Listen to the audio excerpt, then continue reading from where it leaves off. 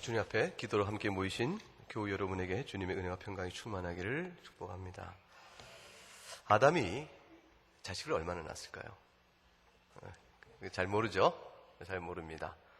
그런데 이렇게 얘기할 수 있습니다. 상당히 많은 자식을 낳았다. 이렇게 얘기할 수 있습니다. 상당히 많은 수의 자녀를 낳았습니다. 근거가 있는가? 창세기 5장 5절 말씀, 오늘 읽었던 말씀 5장 5절 한번 보면요. 아담이 몇 살까지 살다 죽었습니까? 930세까지 살고 죽었습니다. 930세 동안 사는 동안 얼마나 많은 자녀를 낳았을까? 이제 그걸 생각해 보는 것이죠. 오늘 본문에는 아담의 자손 가운데서 결국 우리가 알고 있는 4장과 5장을 거쳐오면 딱 세 사람의 이름만 우리가 압니다. 카인이요, 아벨이요, 또 오늘 본문에 등장한 누구? 셋. 세 사람은 압니다. 셋이죠. 세 사람은 아는데 이 셋만 아담의 자손이 아닙니다.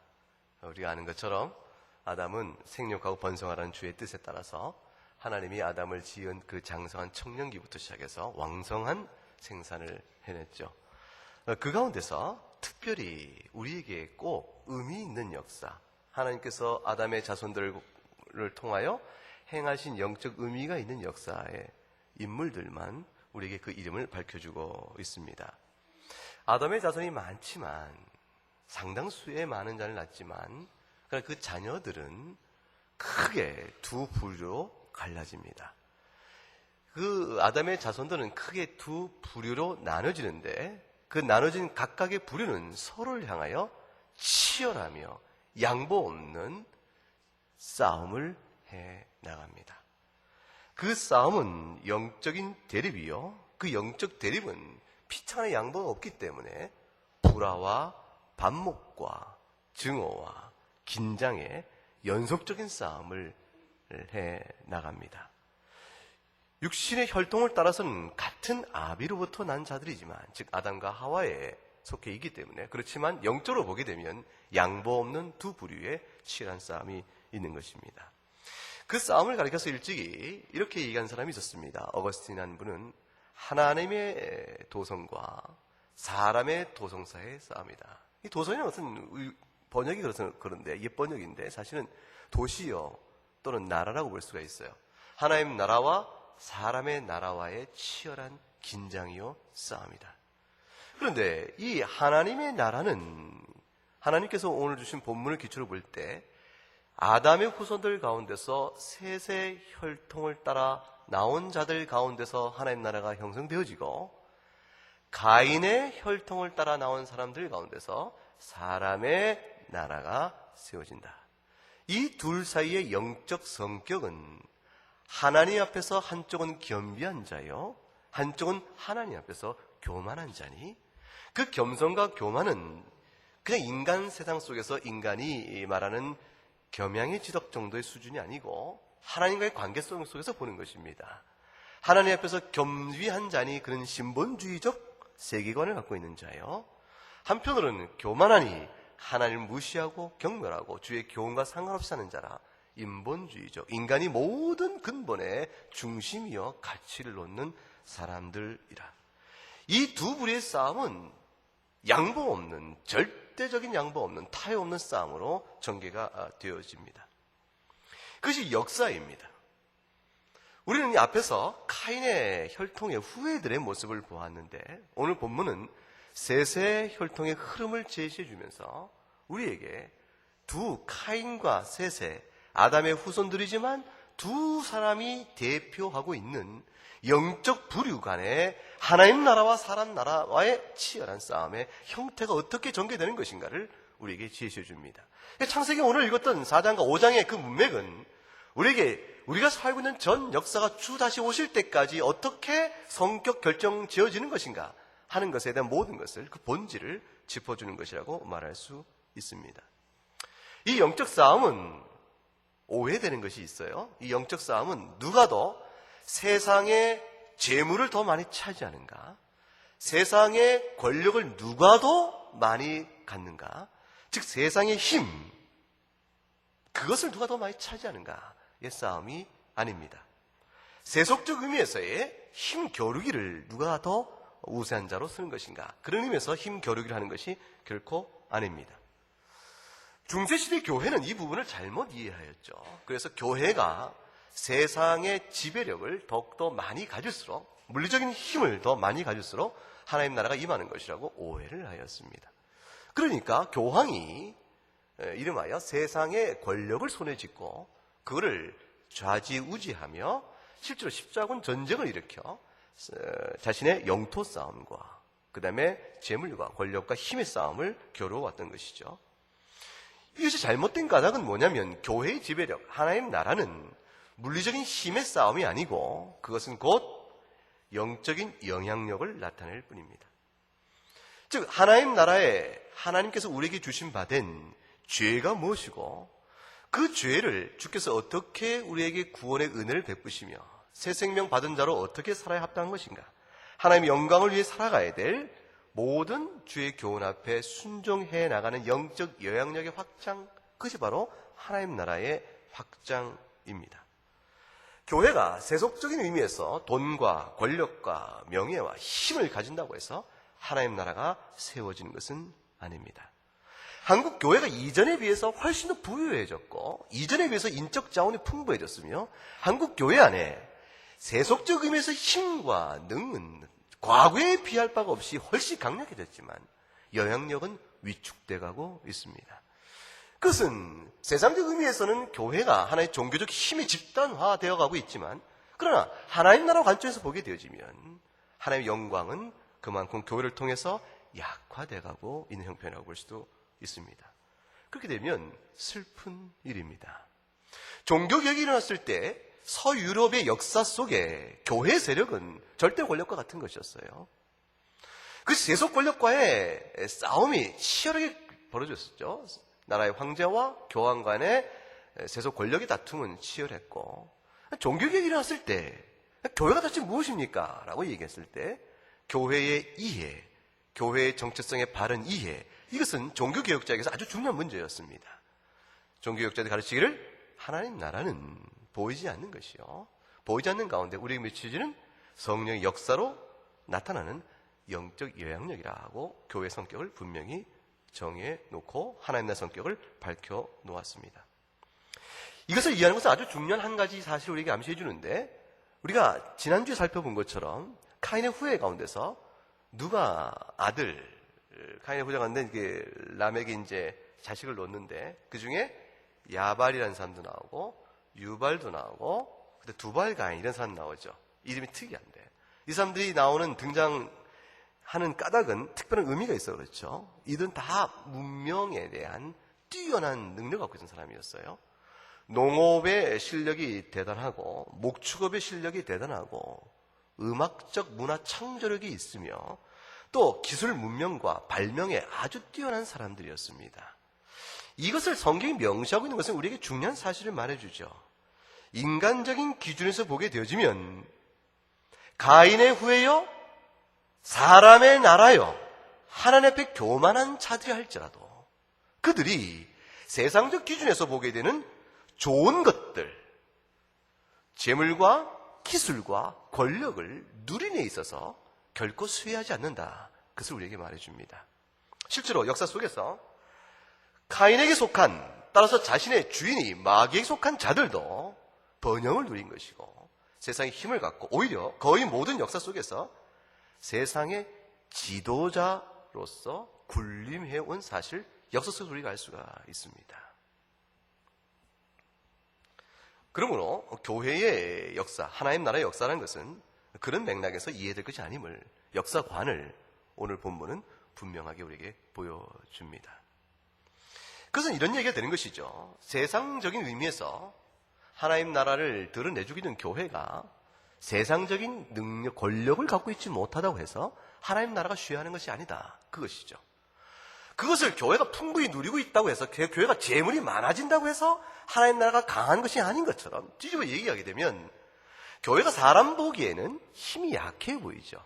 물질의 힘이 약하고 그렇게 보일지언정 하나님 나라가 약한 것이 아니라는 사실을 우리에게 말해줍니다. 분명한 것 한 가지는 가인의 후예들이 인간의 나라를 이루어 하나님께 교만하게 대적하는 그 세력들이, 그 영적 세력들이 제 아무리 세속적 의미에서 힘을 갖고 있다 할지라도 그들은 결국은 무엇입니까? 점점 영적으로 악화되어 간다는 것입니다. 영적 개선을 그들 스스로 이룰 수 없다는 사실을 우리에게 말해줍니다. 도덕적 교훈과 선한 교양과 지성적인 탐색을 통해서 인간이 무엇이며 인간의 삶의 의미는 무엇이며 우리가 어떻게 살아야 행복한가라는 등등을 제 아무리 펴내도 하나님께 대하여 대적하며 하나님을 미워하며 싫어하며 배척하는 영적 성격을 갖고 있는 한 그들의 모든 지적인 노력들은 문화적인 모든 결국은 비참해진다는 것입니다. 결코 자신들이 갖고 있는 문제를 실존적으로 해결하지 못한다는 것입니다. 그런데 단적인 사례가 라멕의 경우에 나온 것이에요. 우리 지난주 4장에서 라멕을 봤지 않습니까? 라멕이 자기 조상 가인에 빗대어 77배나 벌을 더 받아야 한다는 사실을 양심의 가책이 없이 오히려 뻔뻔스럽게 하나님을 능멸하며 그걸 자랑합니다. 죄의 감각이 어떻게 무뎌져 가고 있는가를 보여주고 있는 것입니다. 그럼에도 불구하고 세상에 일정한 질서가 있는 까닭은 무엇인가? 하나님께서 이 세상을 교회를 유지시키기 위하여 그 배경으로 일정한 수준의 최소한도의 세상 질서를 유지시켜주는 은혜를 베푸시기 때문에 그런 것입니다. 지옥은 어떤 것인가 하면 이해하면 이렇게 되어집니다. 이 세상에서 하나님이 하나님을 모르고 하나님을 미워하는 자들에게도 나타나고 있는 선한 것들, 그게 뭐예요? 질서, 최소한 양심에 따른 도덕적 의식, 이런 것들이 완전히 사라져버린다면 무엇이 남겠는가? 그걸 생각해 보세요. 그 지옥입니다. 하나님께서 지금도 선한 사람이나 악한 사람이나 내가 하늘에서 햇빛을 비추고 비를 내려준다고 주께서 말씀하셨는데 그것을 하나님께서 선인에게만 주고 악인에서 모두 앗아가 버린다면 무엇이 남겠는가 생각해 보세요. 그것이 바로 지옥 같은 것입니다. 이 세상이 카인의 후예들에게도 일정한 쉼을 주는 질서가 있는 것은 하나님이 아직도 이 세상 가운데 일정한 분량의 은혜를 베풀어주고 있기 때문입니다. 심지어는 하나님을 대적하는 사람들에게조차도 그렇습니다. 그러나 그들은 그것이 주의 은혜로 되어 있는 것을 알지 못합니다. 오늘 본문에서 그와 같은 배경과는 전혀 다른 하나의 흐름을 다시 보여줍니다. 카인의 후예들의 그 모습과는 전혀 다른 한 가지 흐름, 그 흐름이 창세기 4장 26절에 나와 있는 것이죠. 26절 같이 한번 읽어보겠습니다. 셋도 아들을 낳고 그의 이름을 에노스라 하였으며 그때의 사람들이 비로소 여호와의 이름을 불렀더라. 여기서 중요한 단어가 뭐겠어요? 중요한 표현? 여호와의 이름을 불렀더라. 이것이 보통 비로소라는 말이 있죠. 비로소라는 말이 있음으로 인해서 이것이 얼마나 중요한 것인가를 성경에서 암시해 줍니다. 예사로운 것이 아니죠. 여호와 이름을 불렀다는 표현을 우리가 성경을 읽다 보면 여러 곳에서 발견할 수 있는데 특별히 창세기 12장 8절에 가게 되면 아브라함의 경우 그 얘기 나옵니다. 아브라함이 하나님이 정한 약속의 땅으로 가다가 그곳에서 여호와께 제단을 쌓고 뭐라고 돼 있어요? 여호와의 이름을 불렀다. 아브라함의 아들 이삭이 같은 아비의 약속을 믿고 창세기 26장 25절에서 이렇게 얘기합니다. 이삭이 또한 제단을 쌓고 여호와의 이름을 부르며 거기에 장막을 쳤다. 여호와의 이름을 부른다는 말의 뜻이 무엇입니까? 예배를 드렸다는 것이에요. 예배를 드린 것이 왜 특별히 중요했을까? 그것은 그 이전엔 예배가 없었나?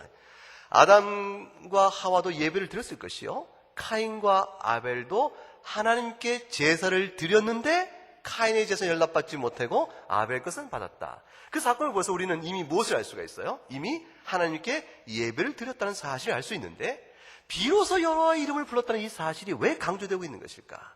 그것은 적어도 개인 차원이 아니고 셋의 아들 에노스로부터 시작되어져서 일정한 무리가 공동체적 의미에서 형식적인 종교 형태를 이루어 공식적으로 주의 여호와 이름을 부르는 예배 형태가, 교회적 형태가 가시적으로 드러나게 되었다. 그런 의미를 나타납니다. 개인적으로 믿는 신자가 아니요. 이제 가정과 가정, 서로의 사회적인 사람들이 모여서 사회의 하나의 집단한 형태로 예배 공동체 무리가 나타나기 시작한 것입니다. 이제 저들이 보면 하나의 실체가 드러나는 것이죠. 하나님을 섬겨가는, 예배하는 특별한 실체 무리가 다른 사람들과 구별되어지는 형태로 나타나기 시작한 것입니다. 중요한 사실을 의미합니다. 카인의 후예의 한 흐름 바탕 위에 주께서 셋의 후손들의 흐름을 제시움으로 인해서 그 바탕색의 어둠의 바탕 속에 흰 줄기를 비추고 계신 것이에요. 제 아무리 세상이 악화되고 영적으로 타락하여 사방을 둘러보아도 하나님을 찾는 사람이 단 한 명도 없는 것처럼 보일 때라도 하나님께서는 하나님을 찾는, 여호와 이름을 부르는 그 무리들을 그 속에 두고 계시는 사실입니다. 이 세상이 영적으로 악화되어서 그 파괴적인 죄의 영역이 날마다 기승을 부리고 폭력과 원수 갚음과 살인과 분노, 소외, 고립, 불안, 초조, 우울, 그 모든 것들이 다 드러나면서 세상의 사람들의 마음을 짓눌러버려 희망이 없을 때 같을 때라도 하나님은 여전히 그 비참한 지옥 같은 상황을 일할지라도 자신을 알리시는 일을 결코 게을리하지 아니하신다는 것입니다. 그리고 그 하나님이 자신을 알리시는 것을 바라보며 하나님 앞에 나오는 무리가 어떠한 영적으로 암흑한 시대라도 반드시 있다는 사실을 말해줍니다. 셋의 후손은 그 뒤로 우리가 5장을 읽어가는 것처럼 노아의 호를 이어지고 노아 홍수 위의 노아를 통하여 다시 아브라함과 이삭과 야곱으로 이어지는 긴 인류의 특별한 흐름의 혈통의 흐름들을 이어갑니다. 솔로몬 이후에 이스라엘이 남북으로 나뉘어지죠. 북쪽은 이스라엘, 남쪽은 유다라 이름쳐서 나눠집니다. 유다 지파와 베냐민 지파만 밑에 붙고 10개 지파가 이스라엘에 붙습니다. 영토 크기도 그쪽이 더 크죠. 그런데 여로보암이 가만히 보니까 남쪽에 유다 지파에 그쪽으로 솔로몬이 지은 성전이 있으니까 여호와를 찾아 다 글로 갈까 봐 염려가 돼서 꾀를 냈죠. 그 여로보암이 꾀를 낸 것이 무엇이었습니까?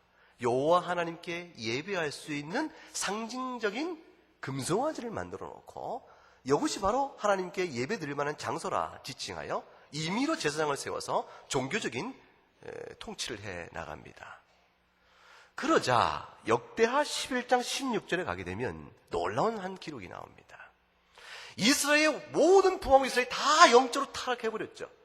세속의 왕권을 갖고 있는 자가 영적으로 간음하며 음란하여 우상을 세워놓고 여호와 하나님을 칭하며 하나님의 신관을 바꾼 것이 아니에요. 여호와 하나님, 너희를 애굽에서 구해낸 바로 그 하나님이라. 그 여호와 하나님 이름을 바로 지칭하고 있지만 예배의 방법과 수단을 다 바꿔버린 것입니다. 그리고 그것을 예배할 것을 말하고 있을 때에 그 다음 보세요. 이스라엘 모든 지파 중에서 어떤 사람? 마음을 굳게 하여 이스라엘 하나님 여호와를 찾는 자들이 레위 지파의 사람을 따라서 예루살렘에 이르러 그들의 조상들의 하나님 여호와께 제사하고자 한지라. 출애굽이 이루어지는 것입니다. 출애굽 사건처럼 북왕국의 음란한 그 이스라엘을 떠나서 유다로 넘어오기 시작합니다. 하나님이 택한 백성들은 영적으로 어둠의 시대도 자신의 신앙에 하나님 나타나는 신앙의 표현들을 제시하고 그들 속에는 반드시 있어집니다. 북왕국 이스라엘은 누가 남았을까요? 경건한 사람들이 다 내려와 버렸으니 누가 남았을까? 아무도 없을 것이라. 단 한 명의 하나님의 경건한 백성도 찾아볼 수 없을 것 같았는데 엘리야 시대 때, 그 아합 시대 때, 그 이세벨의 통치 때, 그 참혹한 영적인 비참한 시대 때, 그때에 바알에게 무릎 꿇지 않은 몇 명을 주께서 남겨놨다고 얘기했어요. 7,000명을 남겨놨다고 얘기했습니다. 아무리 어두워도 하나님의 경건한 백성은 있는 것입니다. 예수님이 이 땅에 오실 때에 이스라엘은 영적으로 어떠했죠? 아주 어두운 상황이었어요. 하나님에 대한 관심이 없고, 이스라엘 왕은 에돔 족속인 헤롯이 왕권을 잡고 있었으니 벌써 이스라엘의 왕의 의미를 상실해버린 것이었습니다. 왜냐하면 이스라엘 왕은 다윗의 후손에 따라 오는 것이요, 메시아의 오심을 예표하는 자였기 때문에 에돔 족속의 왕권을 잡을 수가 없는 것이었어요. 에돔 족속의 헤롯이 왕권을 잡고 있으면서 온통 이스라엘이 영적으로 어둠 속에 잠겨 있을 때 그 속에 깨어있는 사람도 있었습니다. 누가 그렇습니까? 시므온입니다. 이스라엘의 구속의 때를 바라며 날마다 기도했던 시므온. 하나님이 그 기도 응답하사 아기 예수를 눈으로 목도하게 하니 시몬이 주께서 이제 내 영혼을 위로하시고 나를 불러가도 내가 족하다 얘기합니다. 과부된 지 80년 넘은 안나 할머니, 성전에서 날마다 기도했던 그 안나 할머니가 그 아기 예수를 봅니다. 근데 시몬과 안나뿐이 아니죠. 그 안나가 누구에게 이 모든 기쁜 사실을 얘기합니까? 그들과 더불어 이스라엘의 위로를 기다리는 자들에게 말하였다 하고 말합니다. 이스라엘의 위로가 어디에 있습니까? 메시아 오심이 있었던 것입니다. 모두가 잠들어 있을 때 깨어서 그리스도 오심을 바라봤던 그 사람들, 경건의 무리는 아무리 어두워도 있는 것입니다. 그 무리들은 지금까지 이어지고 있습니다. 주님이 가까이 오실 때를 바라보는 지금까지도 그 셋의 경건성이 예표하고 있는 하나님 나라의 백성은 계속해서 이어지고 있는 것입니다. 대한민국 서울특별시 강남구 역삼동 화평교회로 이어지고 있어요. 여러분이 바로 셋으로 예배되었던 어두운 시대에 여호와의 이름을 부르는 하나님의 백성의 그 흐름과 줄기를 이어가는 분들입니다. 우리의 예배는 단순하며 한순간에 있는 것이 아니고 창조 때부터 긴 역사 속에 그 흐름 안에 있는 것입니다. 여호와의 이름을 부른다는 것은 그 구원을 받았다는 뜻을 의미해요. 요엘서 2장 32절에 가게 되면 이렇게 기록되어 있죠. 누구든지 여호와의 이름을 부르는 자는 무엇을 얻는다고 되어 있습니까? 구원을 얻는다. 근데 이 구원을 얻는 이 기쁨, 하나님의 영광을 생각하고 예배를 드리는 이 행복은 사람이 임의로 취하는 것이 아니고 하나님이 주시는 것입니다. 하나님이 주시는 것이니 여호와의 이름을 부르는 것은 하나님의 특별한 사랑과 은혜를 입은 자라는 것을 뜻합니다. 요엘서 2장 30절 맨 마지막 장에 이렇게 되어 있죠. 남은 자 중에 그다음에 뭐라고 되어 있어요? 나 여호와의 부름을 받을 자가 있을 것이라. 하나님이 불러내시니 그 은혜를 입어 하나님을 부르게 되는 것입니다. 다시 말하면 아담 이후의 모든 자들은 다 죄인인 것입니다. 셋의 후손들도 여호와 이름을 부르나 본질상 어떤 자들이에요? 죄인인 것이죠. 창세기 5장 3절 오늘 본문에 가면 아주 특별한 재미있는 표현이 나와요. 아담은 130세에 그때 어떻게 되었어요? 자기 모양 곧 자기 형상과 같은 아들을 낳아 이름을 셋이라 하였다. 여러분, 아담을 지었을 때 하나님이 누구의 형상대로 지으셨다고 되어 있어요? 하나님의 형상. 근데 셋을 낳고 이제 누구의 형상을 닮았다고 되어 있어요? 아담의 형상이에요. 이 표현이 살짝 바꿔지고 있는 그 표현을 살짝 바꾼 모습 속에서 우리에게 말해주는 한 가지 특별한 사실이 있죠. 그것이 뭡니까? 하나님의 형상으로 지은 자이나 아담의 형상이라고 말할 때 이미 아담으로부터 내려오는 원죄의 성격을 여기서 짚어줍니다. 인간은 결국 죄의 모양으로 태어납니다. 하나님의 은혜가 없으면 셋의 경건한 후손의 흐름도 있을 수가 없는 것입니다. 에베소서 2장 1절 3절부터 그때 너희는 허물과 죄로 죽었던 너희를 그가 살리셨다. 그때 너희는 그 가운데서 행하여 2절 올려주세요. 앞에 이 세상 풍조를 따르고 공중의 권세 잡은 자를 따랐으니 곧 지금 같이 읽으면요. 불순종의 아들들 가운데 역사는 영이라. 이 누굽니까? 마귀입니다. 마귀와 그에 붙어있는 귀신들에게 마음의 생각을 다 지배당하며 산 자들이었다. 근데 하나님이 너희를 살리셨다. 그랬습니다. 3절에 가게 되면 같이 읽어봐요. 전에는 우리도 다 그 가운데서 우리의 육체의 욕심을 따라 지내며 육체와 마음에 원하는 것을 하여 다른 이들과 같이 본질상 진노의 자녀이었더니, 그런데 그럼 우리가 카인의 자녀가 아니냐. 우리가 다 카인의 후손과 같은 성질을 가진 자인데 하나님이 특별히 불러내어 셋으로 에노스로 나타나고 있는 여호와 이름을 부르는 경건한 한 혈통의 무리를 이루게 되어집니다. 하나님이 불러낸 은혜를 입은 것입니다. 그래서 그걸 은혜라고 하는 것이요, 우리가 자랑할 것이 없고 오직 하나님께 거저받은 것이라고 말합니다. 에베소서 2장 2절 8절과 9절에 나와 있죠. 읽어보십시다. 너희는 그 은혜에 의하여 믿음으로 말미암아 구원을 받았으니 이것은 너희에게 난 것이 아니요 하나님의 선물이라. 행위에서 난 것이 아니니 이는 누구든지 자랑하지 못하게 되리라.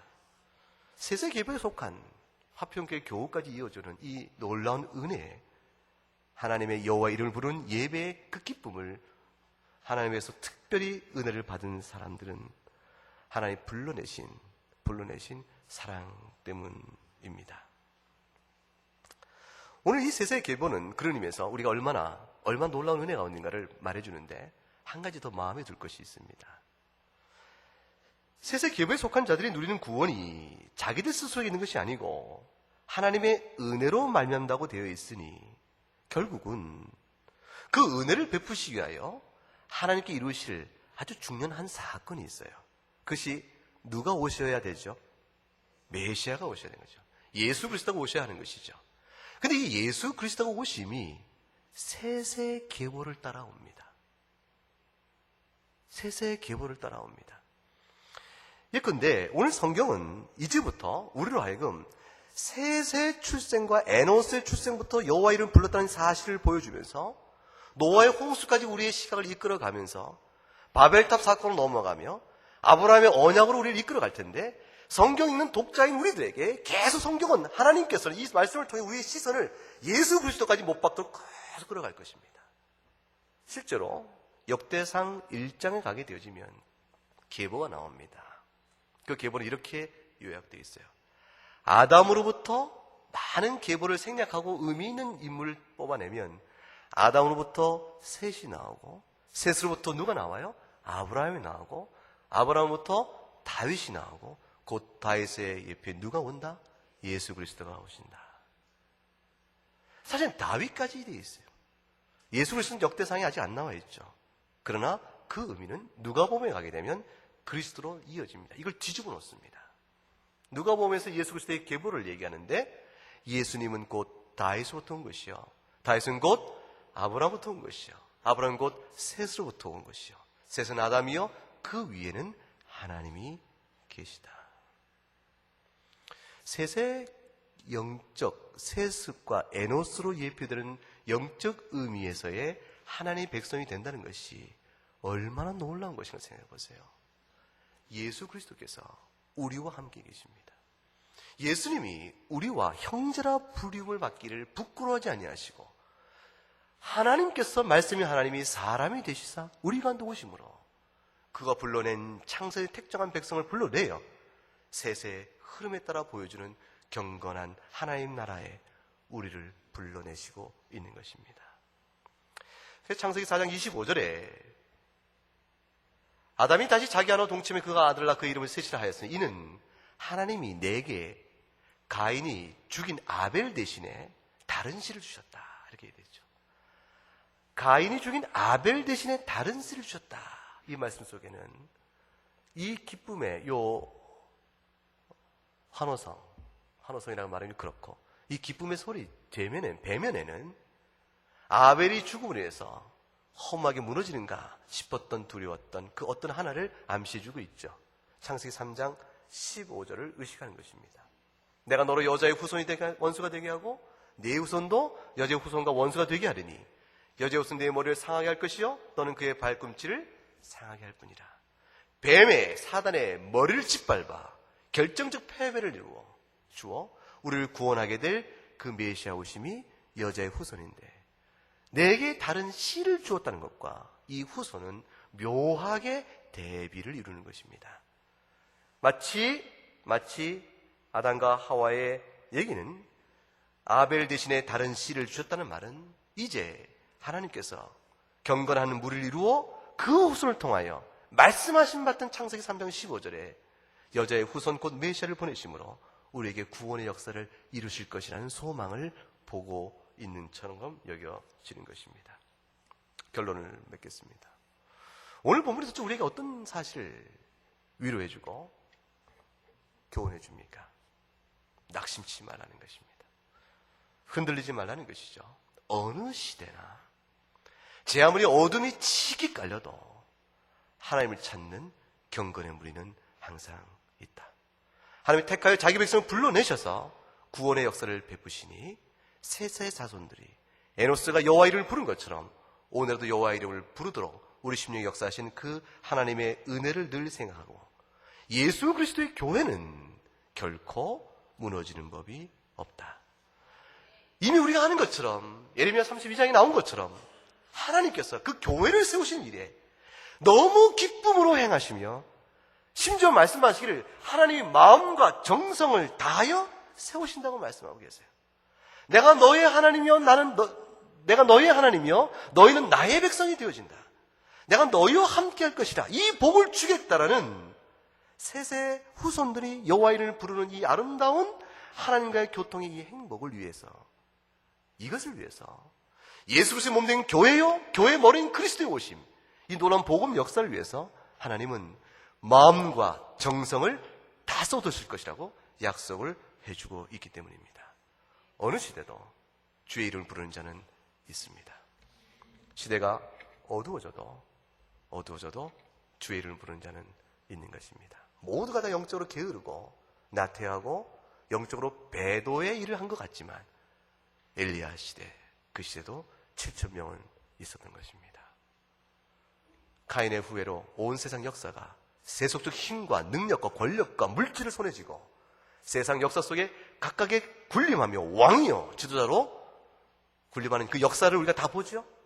그러나 그 역사의 흐름 속에서 계몽주의 이후에 하나님을 부정하는 근대 시대, 현대 시대까지 오른 그 모든 사상적 흐름 안에서 지금은 이미 바야흐로 다원주의 시대로 넘어가는 시대의 이 흐름 안에서도 그 역사의 저변 속에 하나님의 이름을 부르는 교회 백성은 계속해서 이어져 오는 것입니다.